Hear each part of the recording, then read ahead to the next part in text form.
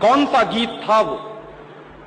हिंदुस्तान में ब्रिटेन के लोगों के समर्थक बहुत बड़ी संख्या में रहे, और ना सिर्फ ब्रिटेन के समर्थक रहे बल्कि अंग्रेजों के तलवे चाटने वाले घराने का गीत गाया गया और ब्रिटेन के राजा का सम्मान किया गया।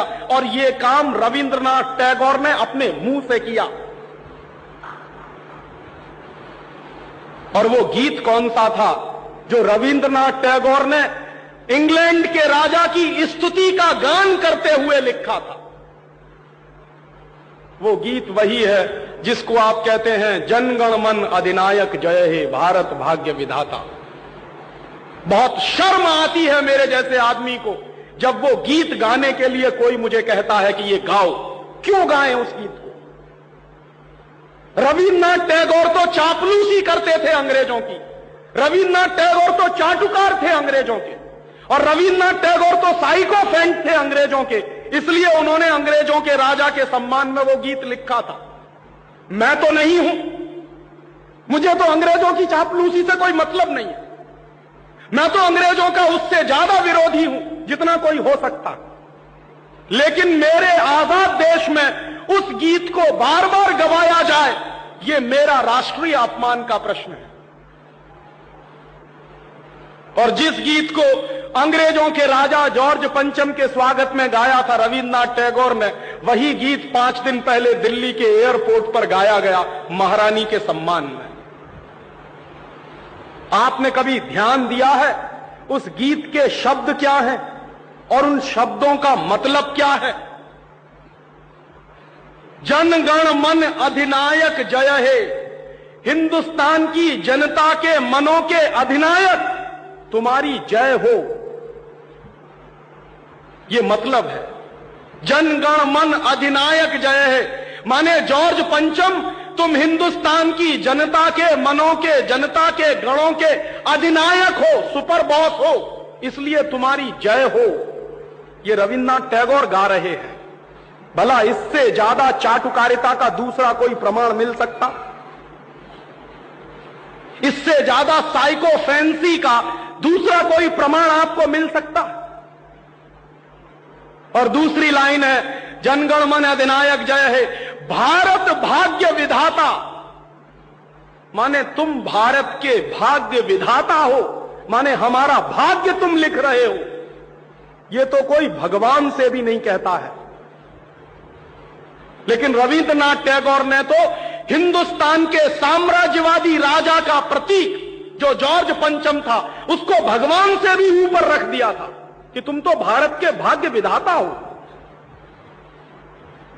पंजाब सिंध गुजरात मराठा द्राविड़ उत्कल बंग विंध्य हिमाचल यमुना जंगा उच्छल जलधि तिरंग, तब शुभ नामे जागे तब शुभ आशीष मांगे।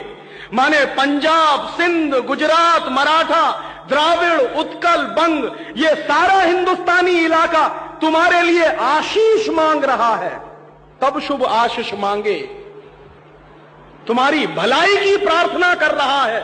ये पूरा हिंदुस्तान जो अंग्रेजों की गुलामी में सिसक रहा था उसको रविन्द्रनाथ टैगोर लिख रहे हैं कि ये सारा का सारा हिंदुस्तान तुम्हारे लिए आशीष मांग रहा है, तब शुभ आशीष मांगे। और वो सारी की सारी आशीष हम तुमको दे रहे हैं अपनी तरफ से। और अंत में जनगण मंगलदायक जय है भारत भाग्य विधाता, वही भारत के भाग्य विधाता तुम्हारा मंगल हो, तुम्हारा कल्याण हो। माने जो हमको गुलाम बनाने के लिए आए हैं उनकी चाटुकारिता में कोई आदमी कितना बिच सकता है, इसका यह निकृष्ट नमूना है।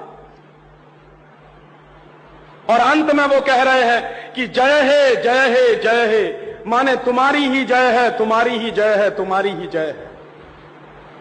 ऐसा गुलामी का प्रतीक गीत ये गुलामी के दिनों में गाया गया एक ऐसे हिंदुस्तानी की तरफ से जिसको शायद आप बड़े श्रद्धा की नजर से देखते हैं। और ये गीत जब गा दिया था उन्होंने और चरणों में बिछ गए थे रविन्द्रनाथ टैगोर, तब अंग्रेजों ने उनको नोबेल प्राइज दिलवा दिया था पुरस्कार के रूप में। रविन्द्रनाथ टैगोर को ऐसे ही नोबेल प्राइज नहीं मिला था। अंग्रेजों ने कुछ नियम बनाए थे, कुछ परंपराएं बनाई थी, और अंग्रेजों के नियम क्या थे? जो अंग्रेजों की जितनी ज्यादा चाटुकारिता करे, जो अंग्रेजों के जितने ज्यादा पैर चाटे, उसी को अंग्रेजी सरकार राय बहादुर का खिताब देती थी। उसी को अंग्रेजी सरकार हिंदुस्तान में और इंग्लैंड में नाइटहुड की पदवियां दिया करती थी।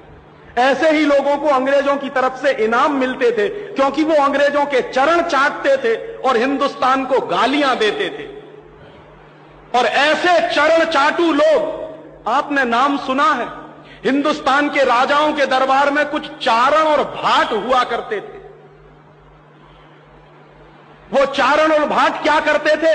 राजा चाहे जितना गंदा हो, चाहे जितना बदमाश हो, चाहे जितना लफंगा हो, लुच्चा हो, वो चारण और भाट हमेशा राजा की प्रशंसा ही करते थे। बदले में राजा उनको कुछ इनाम बांटता था। ऐसे चारण भाटों का खानदान है ये टैगोर खानदान, जिन्होंने ये गीत लिखा है।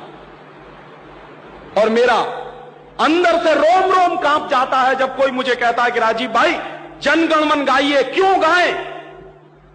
हिंदुस्तान का गीत नहीं है जन गण मन अधिनायक जय। हिंदुस्तान का गीत तो वंदे मातरम रहा है।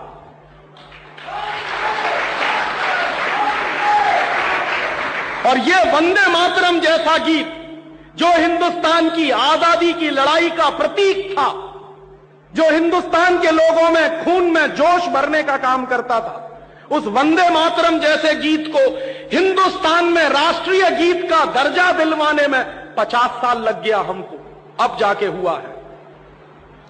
लेकिन जो गुलामी के जमाने का गीत था, जन गण मन अधिनायक जय है, वो आजादी के तुरंत बाद हिंदुस्तान के उन गुलाम लोगों ने, जो शरीर से आजाद होंगे लेकिन दिमाग से गुलाम होंगे, हिंदुस्तान का राष्ट्रीय गीत बनाया था उन्होंने। और आप में से बहुत कम लोग जानते होंगे कि कांग्रेस के 2 अधिवेशन हुए थे, जिन दोनों अधिवेशनों में यह फैसला हुआ था सर्वसम्मति से कि हिंदुस्तान की आजादी के बाद जन गण मन हमारा राष्ट्रीय गीत नहीं रहेगा। यह फैसला हुआ था कांग्रेस की समिति में। लेकिन उन्हीं कांग्रेस के लुच्चे नेताओं ने आजादी के बाद उसी को अपने देश का राष्ट्रीय गीत घोषित करवा दिया। इससे ज्यादा शर्म की दूसरी बात कोई हो नहीं सकती।